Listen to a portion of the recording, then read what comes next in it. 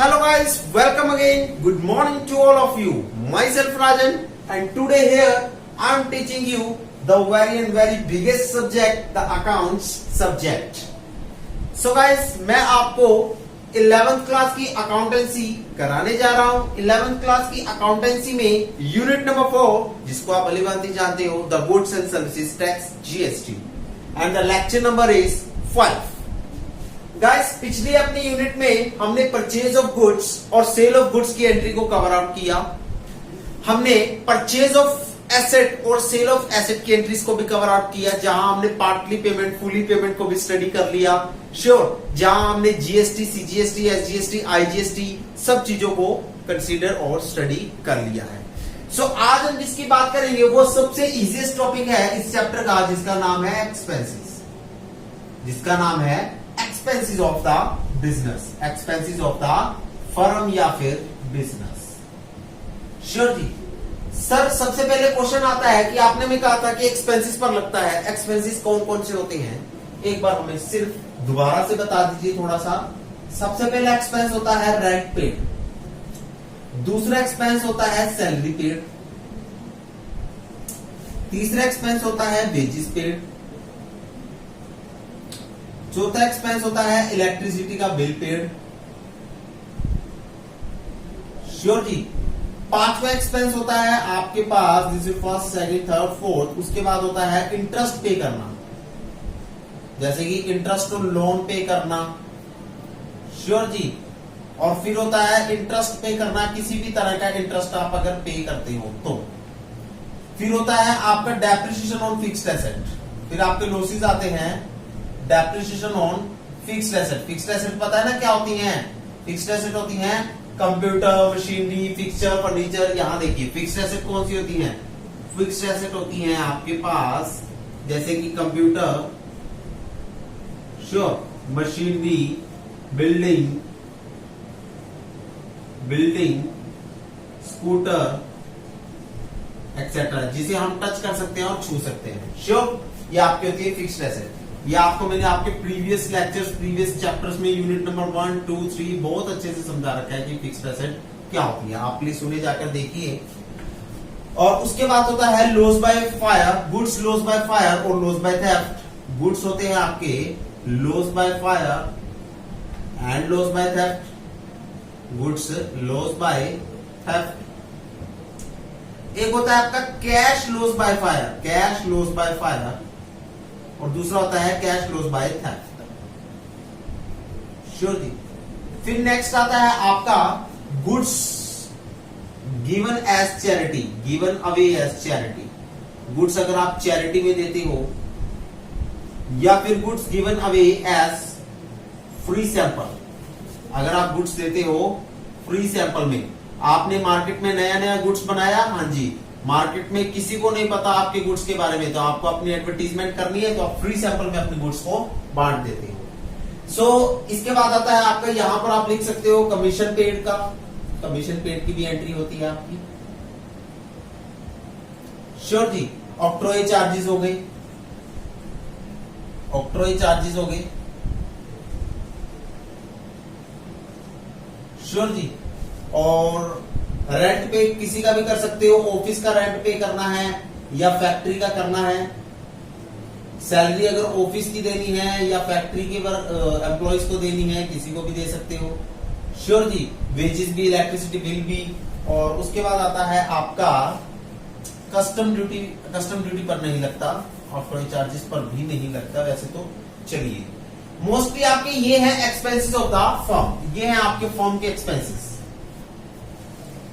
Sir, ये firm के expenses है, किस किस पर जीएसटी लगता है, किस किस पर जीएसटी नहीं लगता, आप हमें पता है। कमीशन पेड पर लगेगा, रेंट पर भी लगेगा, salary, wages, electricity, interest loan, interest paid, appreciation, octroi charges, goods loss by fire, goods loss by theft. But cash loss by fire और कैश लॉस बाय थेफ्ट पर नहीं लगेगा, इस पर वो नहीं लगेगा, इस पर जीएसटी नहीं लगेगा। और उसके बाद goods given away as charity and goods given as free sample. Sir, इस पर क्यों नहीं लगेगा? क्योंकि आपके चैप्टर का नाम है जीएसटी। जीएसटी का मतलब होता है गुड्स एंड सर्विसेज टैक्स, मतलब वो टैक्स जो लेवी होता है, जो चार्ज होता है गुड्स और सर्विसेज पर। सो नॉर्मली ये गुड्स और सर्विसेज के ही खर्चे हैं जिन पर हम टैक्स चार्ज कर रहे हैं। ये गुड्स और सर्विसेज का नुकसान या लॉसेस नहीं है, ये कोई और नुकसान या लॉसेस है जो कैश से जुड़ा हुआ है। सो इस पर जीएसटी नहीं लगेगा, और ये वो वाले नुकसान और वो वाले लॉसेस, वो वाले एक्सपेंसेस हैं जो गुड्स एंड सर्विसेज से जुड़े हुए हैं, जिस पर हम जीएसटी पे कर रहे हैं। ये गुड्स एंड सर्विसेज से नहीं जुड़ा हुआ तो इस पर हम जीएसटी पे नहीं करेंगे। Sure guys? सो बेसिकली आप इन सारे कॉन्सेप्ट्स को अपनी नोटबुक में नोट डाउन कर सकते हैं, just for your knowledge and for your the brief description as regarding to the expenses of the firm. You have to be kept note on your notebooks. Then we will discussing about the journal entry as regarding to the expenses of the firm. So right now you have to be note down.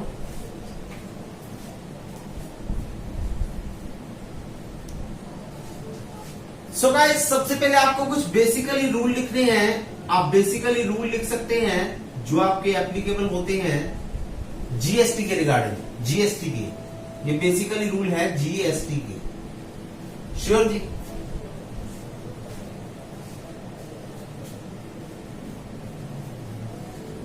और ये कुछ basically rule है, और ये basically rule है जो journal से regarding है, जो जर्नल से रिगार्डिंग है. श्योर जी? जो जर्नल एंट्री से रिगार्डिंग है. सो देखिए, बेसिकली रूल सबसे पहले मैं जर्नल एंट्री के बारे में बताता हूं. आपको सिर्फ और सिर्फ दो ही वर्ड को कंसीडर करना है. एक होता है एक्सपेंसेस एंड दूसरा होता है पेड. सिर्फ ये दो वर्ड को कंसीडर करना है. ये दो वर्ड को कंसीडर करना है. कंसीडर का मतलब रिकॉर्ड करना है.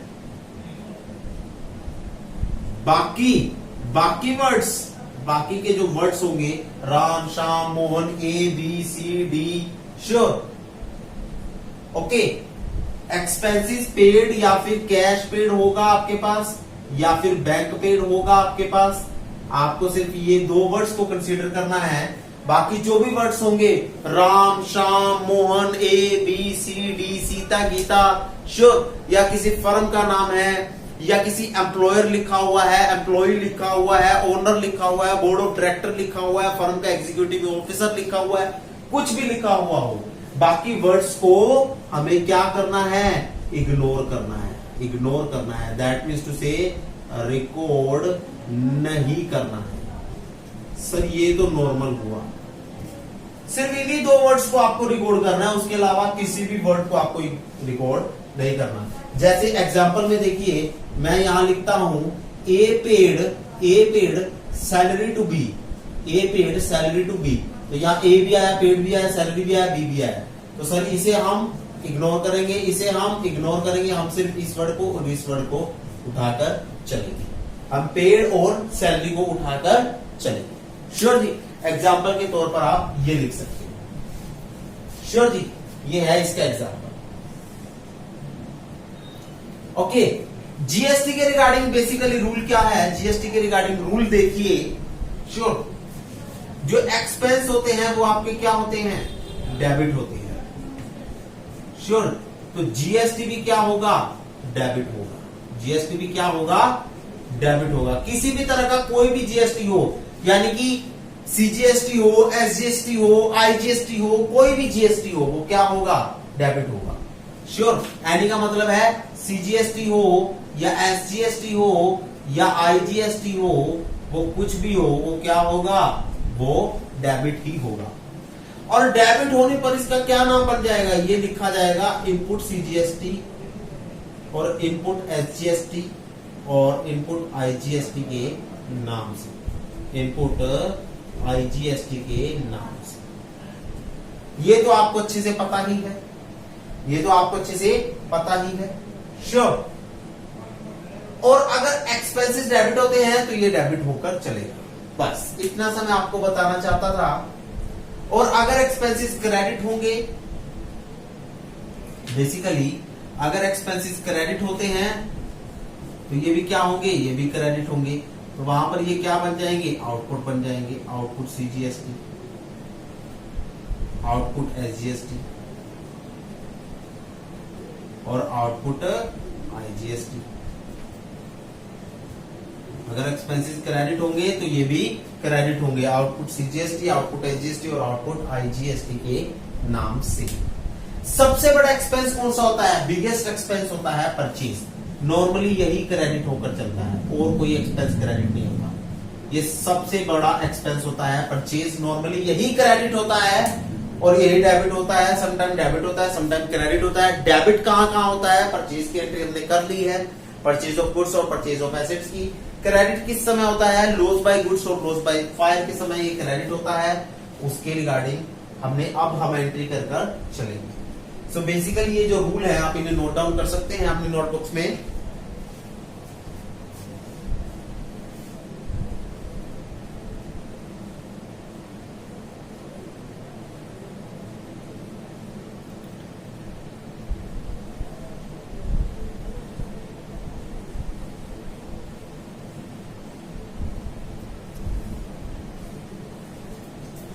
सो गाइस ये जो रूल है ये हमने इन रूल्स को फॉर्म किया है, हमने ही इन रूल्स को बनाया है।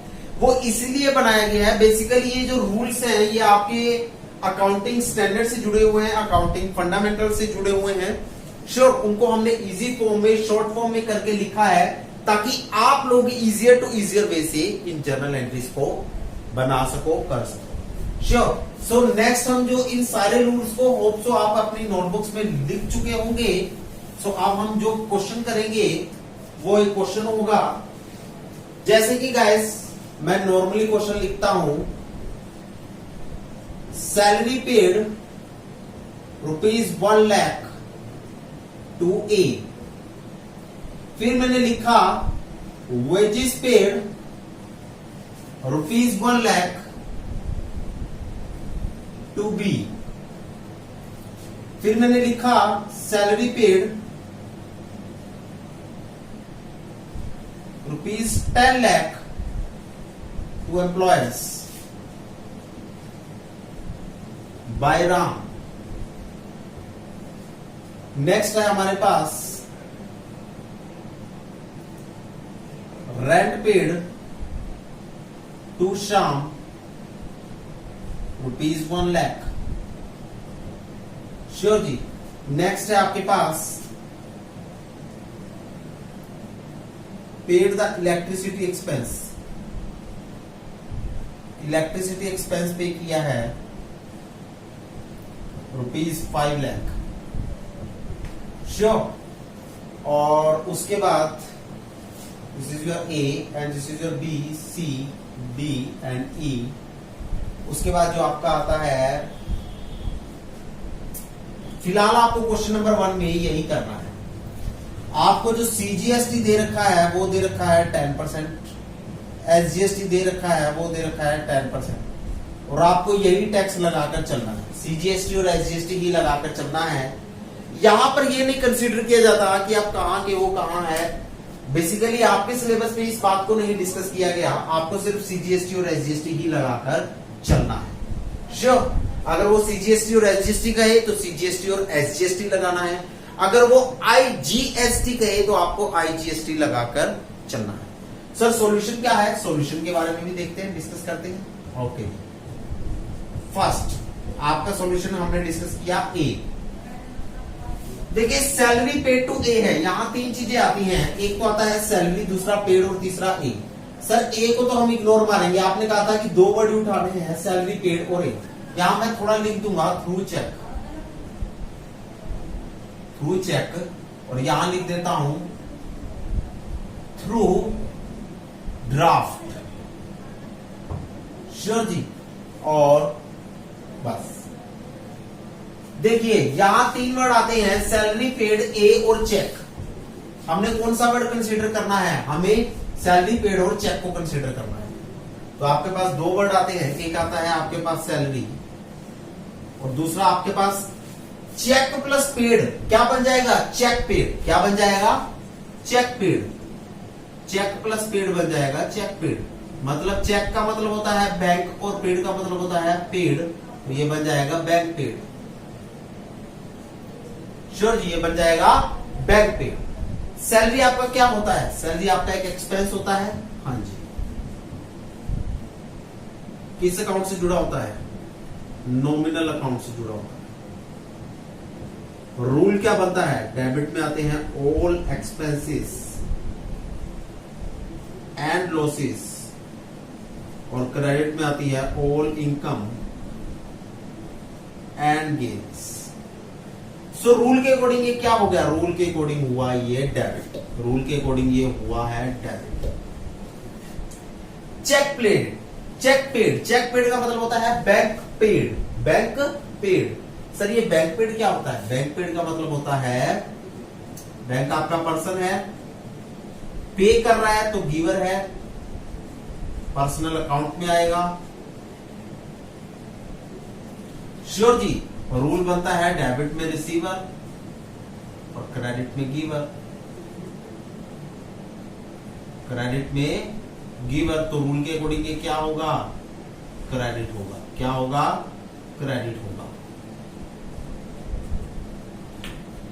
अब उसके बाद सीजीएसटी और एसजीएसटी को भी हमें बताना है। यहां बता देता हूं मैं सीजीएसटी और एसजीएसटी के बारे में। श्योर जी। सीजीएसटी और एसजीएसटी ये क्या होंगे? अगर खर्चा डेबिट हो रहा है तो ये भी क्या होंगे? डेबिट होंगे। मैंने बताया था ना, अगर एक्सपेंस डेबिट हो रहे हैं तो ये भी डेबिट होंगे, अगर सैलरी डेबिट हुई है तो ये भी डेबिट होंगी, ये भी डेबिट होंगे। डेबिट होने पर इनका नाम क्या होता है? इनपुट सीजीएसटी, इनपुट सीजीएसटी और input SGST, input SGST. Sure जी। ओके।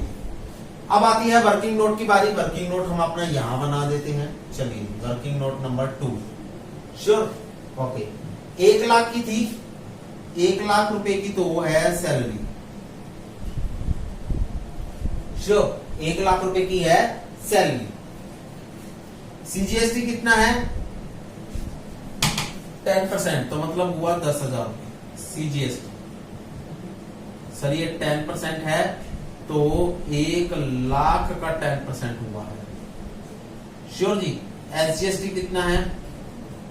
10% है तो भी ये कितना हो गया? 10,000 हो गया, और ये 1 लाख का 10% हुआ है।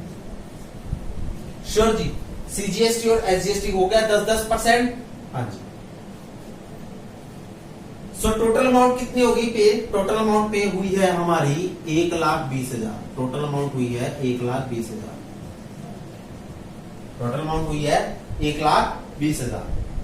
सो 1,20,000 हमारी टोटल अमाउंट पे हुई है। तो चलिए सीजीएसटी में कितना लिखूं? 10,000। सीजीएसटी में आया 10,000, एसजीएसटी में आया 10,000। श्योर। और टोटल अमाउंट पेड कितनी है? 1,20,000। तो यानी कि बैंक में कितना आ जाएगा? 1,20 आ जाएगा, 1,20 आ जाएगा। नेक्स्ट देखिए सैलरी में कितना आएगा? 1 लाख रुपए। सैलरी में आया 1 लाख रुपए। आप इसे नोट डाउन कर सकते हैं अपनी नोटबुक्स में।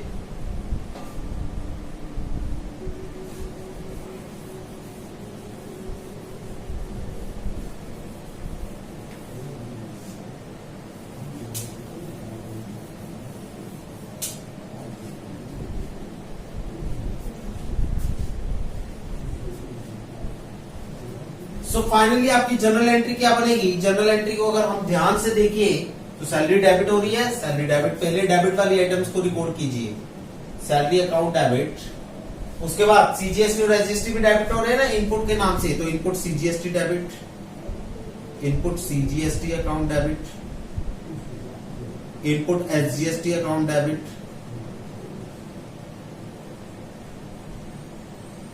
और टू किसके नाम से? बैंक के नाम से, to bank account, to bank account. देखिए बैंक क्रेडिट हो रहा है ना, तो to bank account.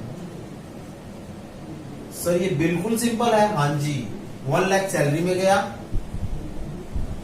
CGST SGST में 10,000 गया, आपको आता ही है कैलकुलेट करना, और बैंक में सीधा 1,20,000 गया। यहां लिख सकते हो सैलरी पे की है रुपीज 1 लाख। श्योर जी। 10% सीजीएसटी और 10% एसजीएसटी के साथ ये एक आंसर है सारा। श्योर। नोट डाउन कीजिए।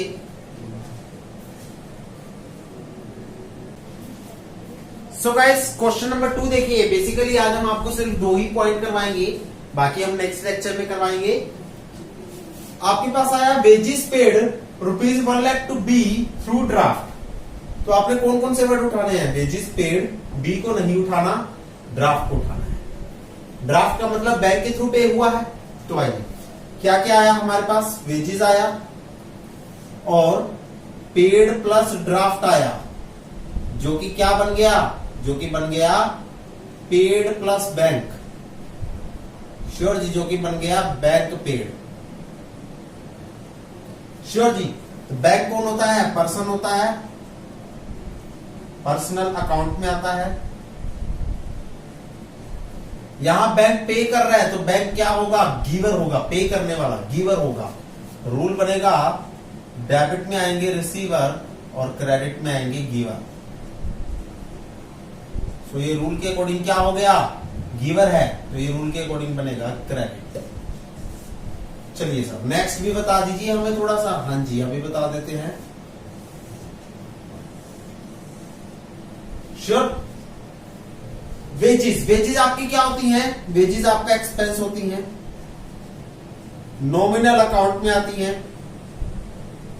रूल में आता है डेबिट का ऑल एक्सपेंसेस और क्रेडिट में आती है ऑल इनकम। सो ये रूल के अकॉर्डिंग क्या होंगी सर? ये रूल के अकॉर्डिंग डेबिट होंगी। नेक्स्ट आता है सीजीएसटी और एसजीएसटी। कितना था? 10% था ना सीजीएसटी और एसजीएसटी। हाँ जी। तो सीजीएसटी और एसजीएसटी श्योर जी ये क्या होंगे? अगर वेजेस डेबिट हो रहे हैं तो ये भी डेबिट होंगे, अगर खर्चे डेबिट हो रहे हैं, एक्सपेंस डेबिट हो रहे हैं तो ये भी डेबिट होंगे। हाँ जी, तो ये भी डेबिट होंगे।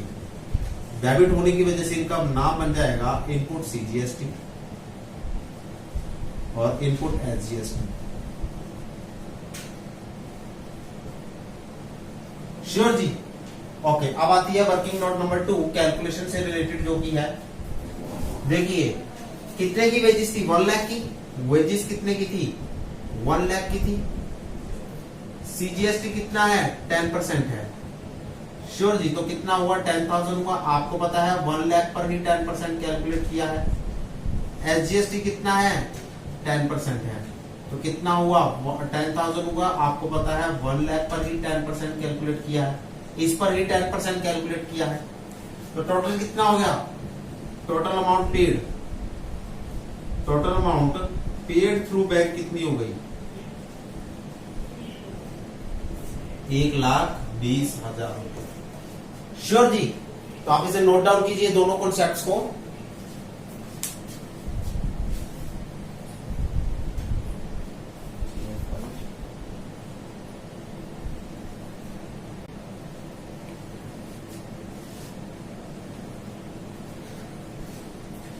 सो नेक्स्ट हम करते हैं आपकी जनरल एंट्री। सबसे पहले हम अमाउंट्स लिखते हैं।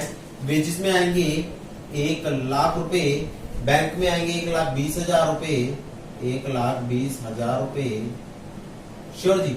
इनपुट सीजीएसटी में 10,000, इनपुट सीजीएसटी में 10,000, इनपुट एसजीएसटी में भी 10,000। श्योर। अब हम जनरल एंट्री करेंगे। जल्दी से देखिए जनरल एंट्रीज को।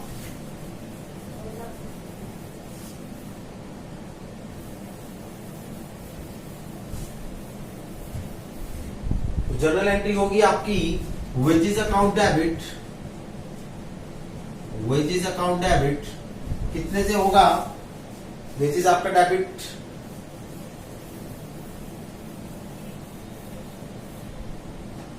आपका वेजेस कितने से डेबिट होगा? Wages account debit, wages debit हो रहा है तो वेजेस को डेबिट किया। बैंक क्रेडिट हो रहा है, पहले तो डेबिट क्या हो रहा है? इनपुट सीजीएसटी और इनपुट एसजीएसटी। तो इनपुट सीजीएसटी अकाउंट डेबिट और input SGST account debit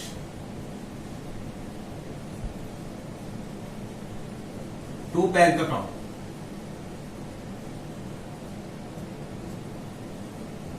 sure जी। देखिए वेजेस में लिखने हैं 1,00,000, 10,000 सीजीएसटी में, 10,000 एसजीएसटी में, और बैंक में लिखने हैं हमें टोटल 1,20,000। चलिए आप लिख सकती हो वेजेस पे की हैं ₹1,00,000 की at the rate of 10% CGST, 10% SGST.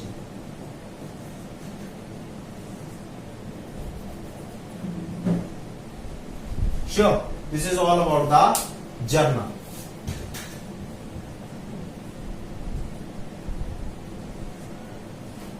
Sure, this is all about your journal entry.